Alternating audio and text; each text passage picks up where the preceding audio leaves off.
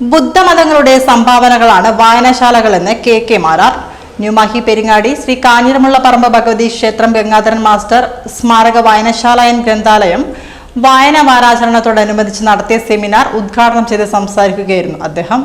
പൈതൃകം എന്താണെന്ന് മനസ്സിലാക്കുന്നത് ഔപചാരികമായ സ്കൂൾ വിദ്യാഭ്യാസത്തിൽ നിന്നും മാത്രമല്ലെന്നും വായനശാലകളിൽ നിന്നും സാംസ്കാരിക സ്ഥാപനങ്ങളിലും നിന്ന് കൂടിയാണെന്നും അദ്ദേഹം കൂട്ടിച്ചേർത്തു. നമ്മുടെ സാധാരണ ഔപചാരിക വിദ്യാഭ്യാസമല്ല, സ്കൂളിൽ നിന്നല്ല. സ്കൂളുകൾക്ക് പുറമെ വായനശാലകളും അതുപോലെ തന്നെ സാംസ്കാരിക സ്ഥാപനങ്ങളുമാണ് നമ്മൾ അറിവിൻ്റെ വഴിയിലേക്ക് നയിക്കുന്നത്. ഞാൻ 4ാം ക്ലാസ് പഠിക്കുമ്പോൾ തലശ്ശേരി തിരുവങ്ങാടുള്ള സ്പോർട്ടിംഗ് യൂണിറ്റ് ലൈബ്രറി മെമ്പറാണ്. 4ാം ക്ലാസ് പഠിക്കുമ്പോൾ ഇപ്പോഴും ഞാനതിൻ്റെ പ്രസിഡന്റാണ്. കേരളത്തിലെ ഏറ്റവും വലിയ ലൈബ്രറികളിൽ ഒന്നാണ്. നമ്മുടെ അഡ്വക്കേറ്റ് ജനറൽ എൻ.കെ. ദാമോദരൻ വക്കീലായിരുന്നു അതിൻ്റെ കഴിഞ്ഞ പ്രസിഡന്റ്.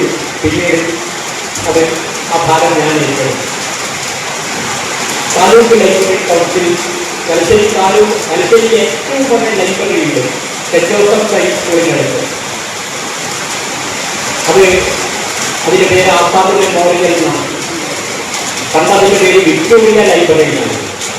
വിക്ടോറിയ രാജ്ഞിയുടെ പേരിൽ ബ്രിട്ടീഷുകാരുടെ കാലത്ത് പണിത ലൈബ്രറിയാണ് പിന്നീട് അബ്ദുൽ കലാം ആസാദിന്റെ പേരിലേക്ക് മാറ്റുന്നത്.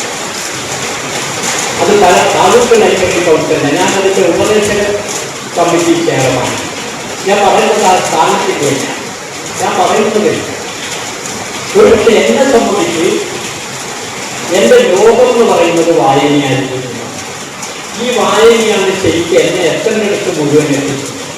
ഞാൻ ഇപ്പോഴും നിങ്ങൾ പറഞ്ഞാൽ വിശ്വസിക്കില്ല, ഞാൻ രാത്രി 12:30 വരെ ഇന്നലെയും വായിക്കുന്നതാണ്.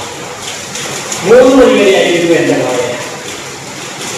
വായനയോ എഴുത്തോ വരെയോ ഞാൻ രാത്രിയിലെ ചെയ്യാം.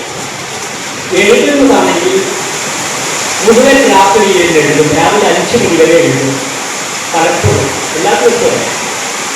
ചടങ്ങിന് വായനശാല president C V Rajan Peringadi അധ്യക്ഷത വഹിച്ചു. ക്ഷേത്രം പ്രസിഡന്റ് ടി.പി. പാലൻ വിശിഷ്ട വ്യക്തിയെ ആദരിച്ചു. ക്ഷേത്രം സെക്രട്ടറി പി.കെ. സതീഷ് കുമാർ ആശംസ അർപ്പിച്ചു. വായനശാല സെക്രട്ടറി ടി. ഹരീഷ് ബാബു സ്വാഗതവും വൈസ് പ്രസിഡന്റ് എൻ.കെ. പത്മനാഭൻ നന്ദിയും പറഞ്ഞു.